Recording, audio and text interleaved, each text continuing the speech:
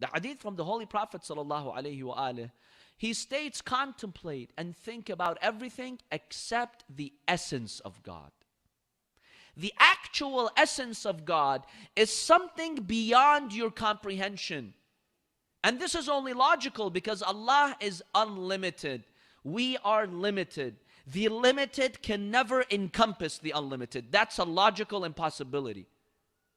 So don't think about the essence of God. Yes, think about the actions of God, the creation of Allah subhanahu wa ta'ala, the attributes of God which point you to His greatness, but about the essence of God. Some people think, what is God composed of?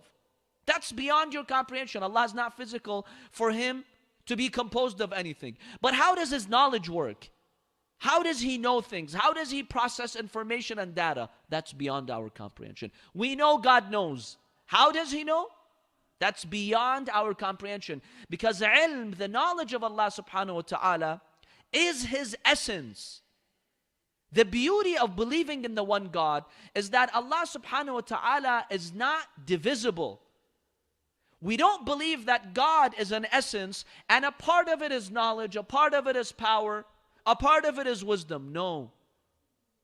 Us human beings, yes, that's how we operate. I, as a human being, knowledge is supplemental. It's added to me.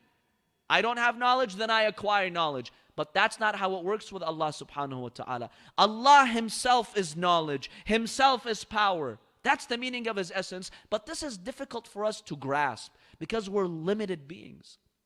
You know, oftentimes when we're arrogant and we think we know everything, just look at your senses, my dear brothers and sisters. Can you explain your senses to someone who doesn't have them?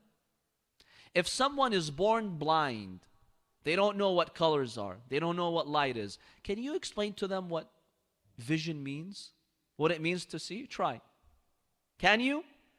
What words can you use so that person understands what seeing is? That's how weak we human beings are. We can't even grasp our senses. Yes, we can experience them because we see, we hear. But if someone's born deaf and they don't know what sound is and they've never heard in their lives, can you explain to them what sound is? What voice means? Can you? What different tunes and melodies mean? No, you can't. What words can describe that? That's how weak we are. Now you want to grasp the essence of Allah subhanahu wa ta'ala? So the ahadith of Ahlul Bayt, peace be upon them, are very clear that when it comes to the core essence of God, that's not an area where you contemplate and think because you will get confused. You might even deviate from the oneness of Allah subhanahu wa ta'ala.